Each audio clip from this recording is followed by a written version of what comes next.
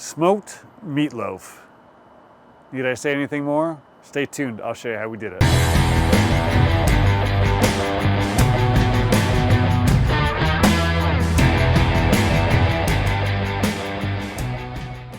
What's up everybody? Welcome back to Patio. Today on the channel, we're breaking out the Yoder and we're gonna make some meatloaf. So, what I want to tell you about this meatloaf is that this is what we're going to call level 1. This is a very basic meatloaf. You could, take this recipe, make it in the oven, however you want to cook it. But today we're going to smoke it on the Yoder. But it's pretty basic, so let's get down to it. Let's take a yellow onion. Oh.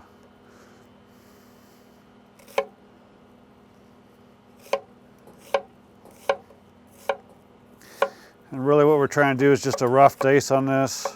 It doesn't have to be very fine.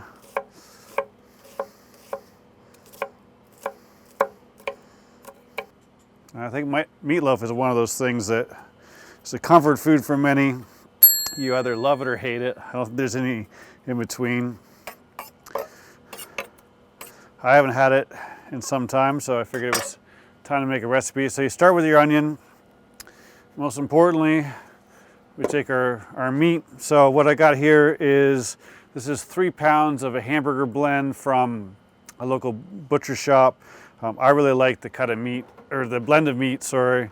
I use it for burgers, and actually I use it for meatballs as well. But it's essentially, it's about 80-20, all said and done. You can just go buy hamburger meat, whatever you want. This has got some chuck and some brisket, and maybe some sirloin or something. I can't remember what the other one is, but it's just a blend.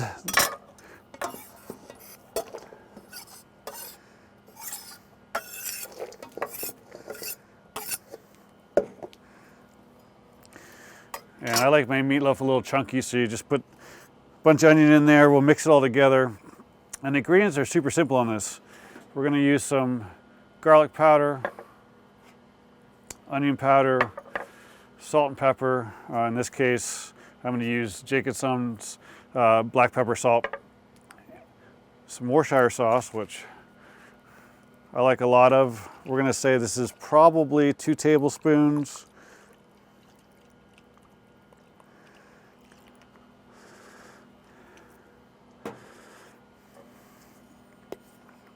And we'll call this probably a teaspoon.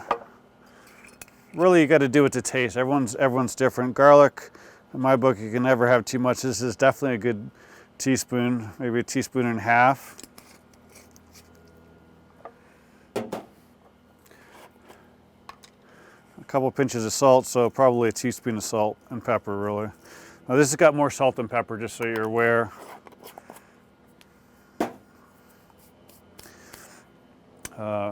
Ketchup. We're going to say this is about 1/8 of a cup. And what I'm going to do is I'm going to tell you this is like level 1 meatloaf. I'll show you how to make a couple different versions of this in our time together. And then some breadcrumbs. Because I didn't properly prepare, I assumed that I had what I wanted in the cupboard. These are Italian, but I would say normally you would just use plain. And I kind of do that to eye. Really, I'm looking at consistency. Maybe 3 tablespoons, 4 tablespoons. Not 1/8 of a cup, really not that much. And an egg.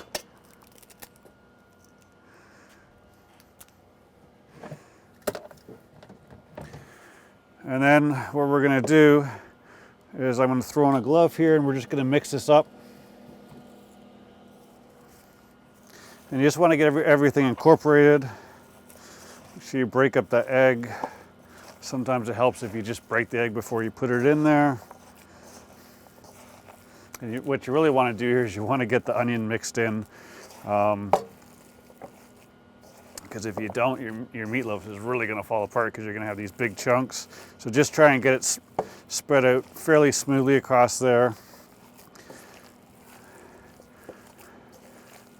Just looking at this as I do it, I'm probably a little heavy on the onion. Just want a small onion. This was the smallest one I had. Or you could be smart and just add a little bit of onion at a time, but it's late. And this is gonna be our dinner, so we're just winging it. When I think about cooking, I mean, you might notice is that I don't give exact measurements. I try and ballpark it for you. I never really measure things that way. I've been cooking a long time and I just kind of do it by eye and see what happens. You know, the downside of that is, you know, especially where Thanksgiving's around the corner and I'm going to make my stuffing. And some years it's amazing. Sometimes I've got a little too much. Sometimes I've got not enough sage. And I can measure it and try and do it identical every time. But for me personally, it's not really that big a deal. I just like to cook. Sometimes you knock it out of the park. Sometimes you know you can do better. All right, so we got this mixed fairly well. We're gonna just put this in a bread pan. And the reason why I'm doing this is I'm just trying to get the shape. So I'm gonna put it on the Yoder. The Yoder's at 275, but we're gonna pull it out of the pan and let all the meat get into that smoke. One thing I'm realizing is I forgot my saran wrap, so we're gonna do that, or I'm gonna grab some saran wrap and I'll be right back. Now, the reason for the saran wrap is I wanna just form this loaf, but I wanna make it a little easier on myself.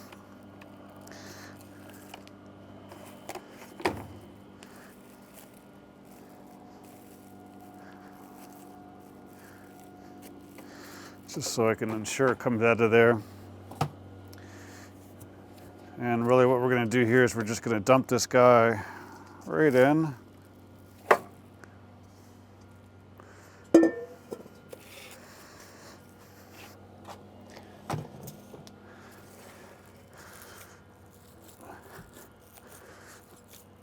That's super critical here that you get this packed as much as possible.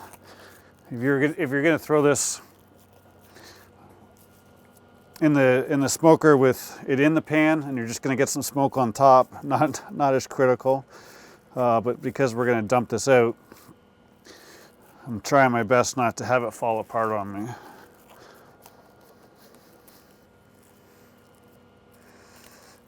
And again, just to make it easier, we're going to throw this on a rack. And the rack is going to go this way in the grill. So we're going to go like this. All right.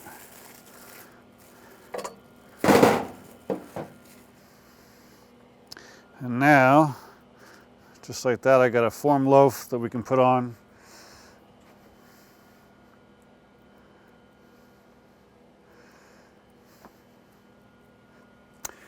And all we do now is we wash our hands and we get it on the grill. Let's get this guy on the grill.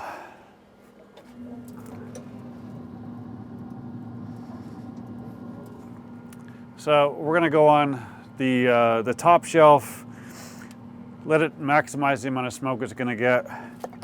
And I don't know about you, but when I was a kid, my mom would always put like smiley faces or something on top of my of the family meatloaf. I'm just gonna make it so you get some ketchup, leave it like that. And now what we're gonna do is we're gonna put our thermometer in here.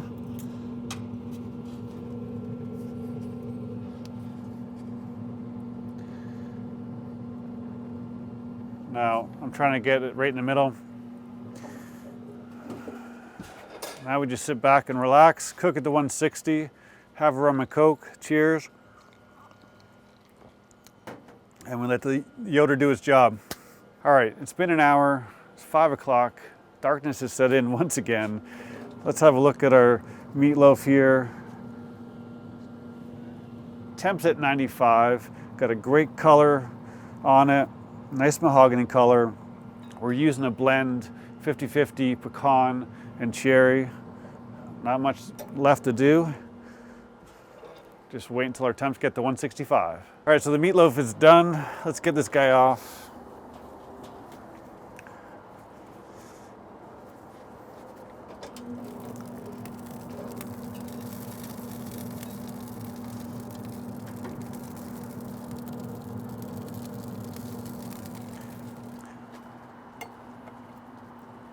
So if you can't tell by my breath, it's been a little bit of time. It's actually been another 3 hours. So total cook time was 4 hours.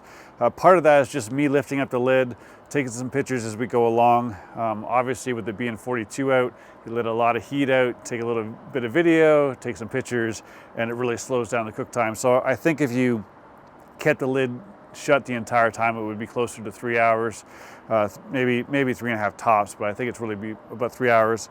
But anyhow, what we're gonna do is we're gonna wrap this up, let it sit for about 15 minutes, and then we'll give it a taste. All right, let's try this bad boy. We're gonna cut this right in the middle.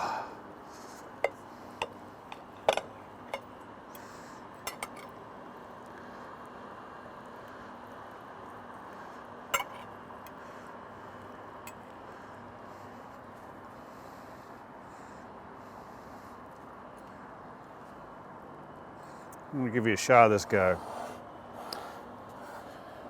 Check out the smoke ring all the way around. It's a beautiful smoke ring. Let's see how it tastes.